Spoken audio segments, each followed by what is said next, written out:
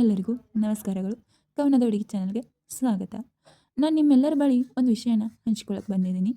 ನನ್ನ ಅನಿಸಿಕೆ ಇದು, ಎಲ್ಲರೂ ಇತ್ತೀಚೆಗೆ ಮೊಬೈಲ್ನಲ್ಲಿ ಬೆಳೀತಾ ಇದ್ದಾರೆ.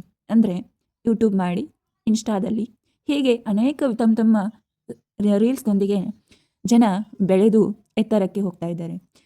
ತುಂಬ ಜನ ಈ ಫೋನಿಂದನೇ ಟಿ ವಿಯಲ್ಲಿ ಹೋಗ್ತಿದ್ದಾರೆ. ಇದಕ್ಕೆ ಕಾರಣ ಏನು ಗೊತ್ತಾ ಅಂದರೆ, ನನ್ನ ಪ್ರಕಾರ ನಾನೊಂದು 3 ಯುಗಗಳನ್ನಾಗಿ ಮಾಡ್ತೀನಿ. ಪುರಾತನ ಯುಗ ಅಂತ ಮಾಡ್ತೀನಿ ಒಂದು, ಮತ್ತೊಂದು ಮಧ್ಯಯುಗ ಅಂತ ಒಂದು ಯುಗವನ್ನು ಮಾಡ್ತೀನಿ, ಆಮೇಲೆ ಈಗ ಕಲಿಯುಗ. ಪುರಾತನ ಯುಗ, ಮಧ್ಯಯುಗ, ಕಲಿಯುಗ. ಇದರಲ್ಲಿ ವ್ಯತ್ಯಾಸ ಏನಿದೆ ಅಂತ ಹೇಳ್ತೀನಿ ನೋಡ್ರಿ. ಪುರಾತನ ಯುಗದವರು ದೇವಸ್ಥಾನಕ್ಕೆ ಹೋಗ್ತಿದ್ರು.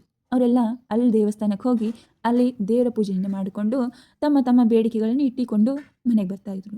ಆದರೆ ಮಧ್ಯಕಾಲದವರು ಹಾಗೆ ಮಾಡಲಿಲ್ಲ. ಮಧ್ಯಕಾಲದವರು ಏನು ಮಾಡಿದ್ರಂದರೆ, ತಮ್ಮಲ್ಲೇ ದೇವರಿದೆ ಅಂತ ಮೈಯಲ್ಲಿ ದೇವ್ರು ಬಂದ ರೀತಿ ಆಡೋಕ್ಕೆ ಶುರು ಮಾಡಿದರು. ಅವರನ್ನೆಲ್ಲರೂ ಪೂಜಿಸ್ತೊಡಗಿದ್ರು. ಇವರೇ ದೇವರು ಅಂತ ಒಂದು ಕಾಲ ಅಂತ ಹೇಳೋಕ್ಕೆ ಇಷ್ಟಪಡ್ತೀನಿ. ಆದರೆ ಈ ಕಲಿಯುಗದಲ್ಲಿ ಏನಾಗಿದೆ ಅಂದರೆ, ಕಲಿಯುಗದಲ್ಲಿ ಮೊಬೈಲ್ ಬಂದಿದೆ. ಅಂದರೆ ಸ್ಮಾರ್ಟ್ಫೋನ್ಗಳಂತಹ ಮೊಬೈಲ್ ಬಂದುಬಿಟ್ಟು ಏನಾಗಿದೆ ಅಂದರೆ, ಅದರಲ್ಲಿ ಸ್ಟೋರಿ ಸ್ಟೇಟಸನ್ನಾಗಿ ದೇವ್ರು ನೀಡ್ತಾ ಇದೆ.